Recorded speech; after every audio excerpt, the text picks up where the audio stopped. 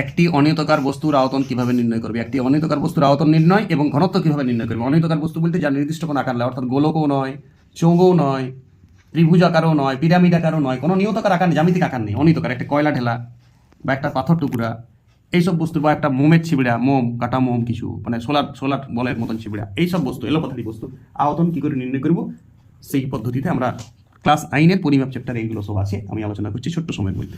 দেখো, ধরো অনিয়তাকার বস্তুটি কয়লা, তো কয়লাটি জলে গুলে না, তাহলে আমি জল নিতে পারি তরল অবস্থায়, কোনো একটা তরল নিতে হবে মাপনি জমে। কিন্তু যদি মিশ্রি নিই, মিশ্রি হতে অনিয়তাকার, মিশ্রি ঢেলা, তাহলে সেক্ষেত্রে জলে গুলিয়ে যাবে ওইটা, তখন তোমাকে নিতে হবে কেরোসিন বা অন্য কিছু, যাতে করে মিশ্রিটা না গুলে। তাহলে দুটো শর্ত আছে এখানে, যেমন না বস্তুটা গলে আর যেমন না ভাসে। সোলার বলেও চলবে না, যেমন ভাসে যায় কোনো তরলে, তাহলে হবে না।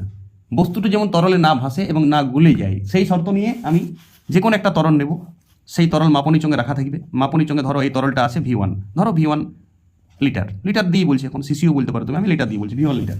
তরলটার আয়তন কত মোনা? V1 litre.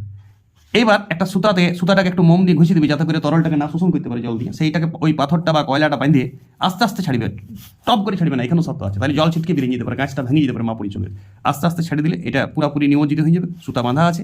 তখন দেখবে তুমি এই জলটা একটু আয়তনে বাড়িছে, এই জলটা একটু আয়তনে বাড়িছে। ধরো নিমজ্জিত অবস্থার পর আয়তন হয়ে গেল V2, জলটা উঠে যাবে। তো কতটা জল অপসারণ হবে? যতটা কয়লার আয়তন ততটা।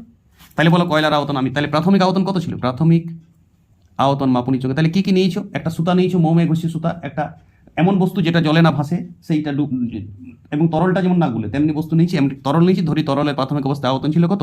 V1 litre. এবারে যখন সুতাটি আস্তে আস্তে ছেড়ে দিলাম এখানে অনিয়তাকার বস্তুটি, তখন আয়তন, অন্তিম আয়তন কত হলো? অন্তিম আয়তন কত হলো? V2 litre.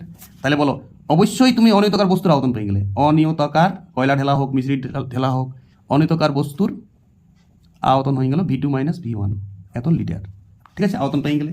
অনেক সময় এটা ঘনত্ব বের করতে বলে, তখন কি করবে? দেখো, এবারে তুমি এই কয়লা ঢেলাটা তো ভর জানিয়ে গেছো, ধরো এই কয়লা ঢেলাটার ভর হচ্ছে M, এটা বাইরেই মাপা যাবে ভরটা, ভর মাপিয়ে পরে আবার ঘনত্ব, তাহলে কি হবে বলো? ভর বাই আয়তন, তাহলে M by V2 minus V1।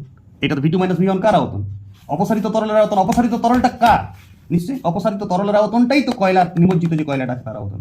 তাহলে অনিয়তাকার বস্তুর আয়তনকে ভরটা দিয়ে ভাগ করে দিলাম, মানে ভরকে আয়তন দিয়ে ভাগ করে দিলাম, তাহলে এত ঘনত্ব পেলাম। ধরো এটা কেজি পার লিটার হয়ে গেল, আমি লিটার বলেছিলাম। যদি তুমি সিসি করো, ঘন সেমি, এটা সিসি ধরতে পারো, এটা কোনো না ধরে এককও ধরতে পারো।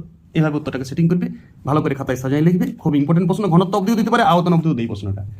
এইটা তো শর্ত কি কি আছে? শর্ত হচ্ছে বস্তুটি যেমন না তরলে ডুবে এবং তরলে না ভাসে, আর সুতাটাতে একটু মোম ঘষে দিবে, যাতে সুতাটা তো জল আকর্ষণ করে নিলে ওইখানেও তো কমে যাবে, তাহলে প্রকৃত আয়তনটা পাবে না। এই সকল শর্তগুলো মেনটেন করবে, শর্তগুলোও পরীক্ষায় পড়ে। ওকে।